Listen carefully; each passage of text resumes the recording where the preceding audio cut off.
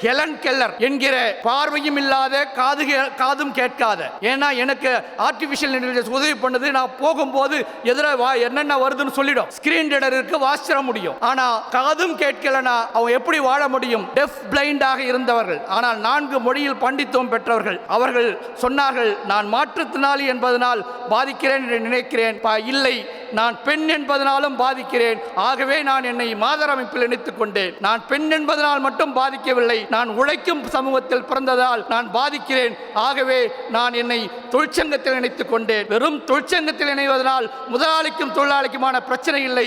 இதற்கு பின்னாடி ஒரு தத்துவம் இருக்கிறது, ஒரு அரசு கொள்கை இருக்கிறது, அரசு நிறுவனம் இருக்கிறது. அதை புரிந்து கொண்டு என்னை ஒரு சோசலிஸ்டாக இணைத்துக் கொண்டு I am became A socialist என்ற புத்தகத்தை எழுதினார்.